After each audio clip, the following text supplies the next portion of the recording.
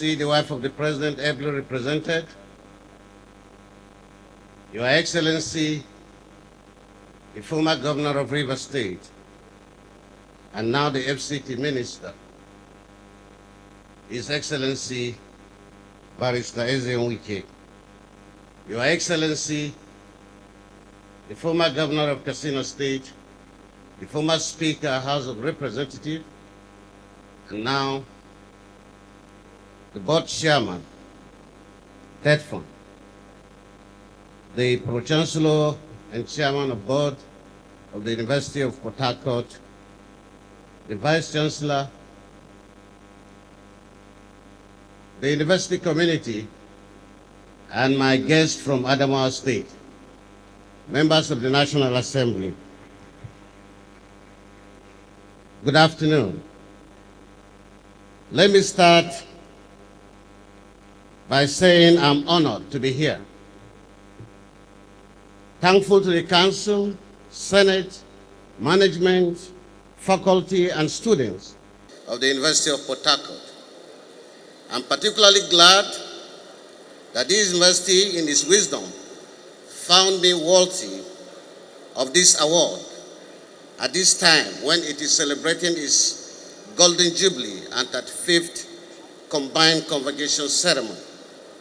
50 years of enlightenment, self-reliance, and commitment to fostering intellectual curiosity, academic excellence, and a vibrant campus community is indeed a mean feat. For this,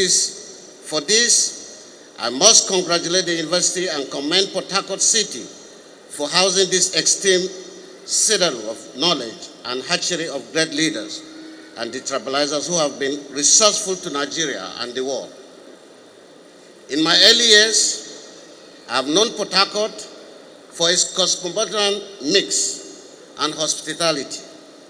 Its strategic location, laying along the Boni River, confers on it the status of an oil-rich hub in the Niger Delta, where every serious player in the oil and gas business in Nigeria looks forward to having a piece of either being a tenant or a landlord. Coincidentally, the oil and gas space happened to be where I first made my real fortune from as a young man, thus making Port Harcourt an integral part of me. My relationship with this city became internally cemented when my friend and brother, Barrister Ezeon Wike, became the governor of Rivers State. In Wike, I found trust, confidence, and comradeship that makes me feel at home whenever I'm in this part of Nigeria. Again, I must thank the University of Port Harcourt for making this bond thicker by finding both Wike and I worthy of its doctorate on the same date.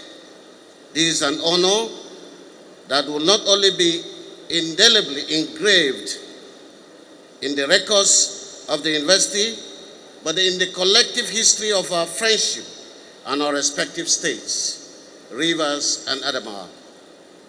Pro-Chancellor, Vice-Chancellor, students, distinguished guests, ladies and gentlemen, this is Uniport, a university solidly built on cosmopolitan blend and living true to the ideals of its founding fathers, with the eye to look for and find excellence beyond its geography.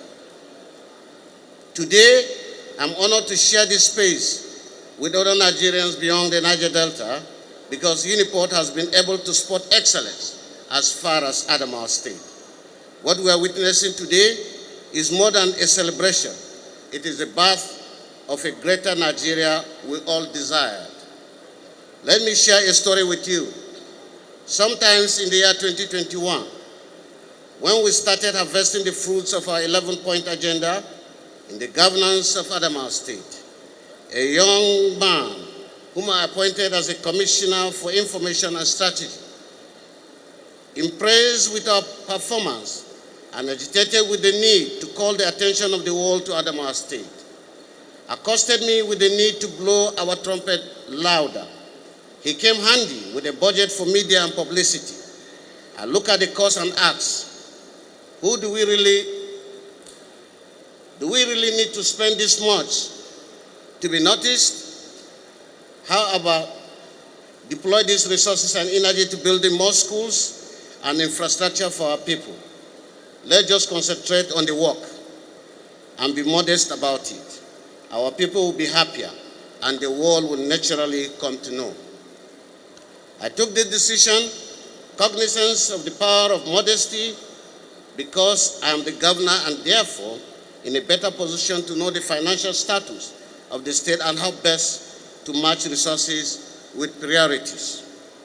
Distinguished guests, ladies and gentlemen, I am not in any way downplaying the role of media in projecting achievement and governance public relations, but I feel it is a luxury best reserved for buoyant entities.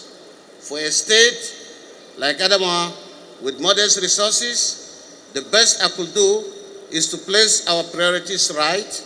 In essence, what has come to be known as the Fintiri magic in Adamawa is nothing short of understanding our position, targeting priorities and deploying our resources to critical areas of needs that corresponds with impact and modesty. We have been strategically doing this even at the expense of our personal comforts, and it is yielding results. Today, we have changed the narrative. Adamawa State has been transformed from one of the bottom 10 states in the Federation to one of the top 10 in development indices, from education, healthcare, rural development, and infrastructure. So if I say Uniport has eyes for excellence beyond its immediate boundaries, I honestly know what I mean.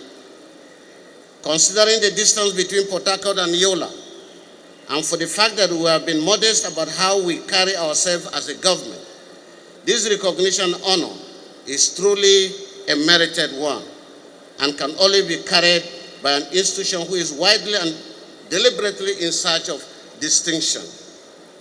While I accept this honor, I must congratulate fellow awardees, the wife of the Nigerian President, Senator Mrs. Oleremary TINUBU, ably represented, the Minister of the Federal Capital Territory, Chief Nyesom, and my senior brother, Right Honorable Aminu Bello Masari, former Governor of Katsina State, currently the Chairman of the Tertiary Education Trust Fund. These are distinguished Nigerians of repute and undoubtedly deserving this honor. It is a great privilege to share this stage with these great leaders. For me, it is a badge I shall carry for the rest of my life with deserved pride. I dedicate it to my team, my friends, and the good people of my state. Thank you all, and God bless.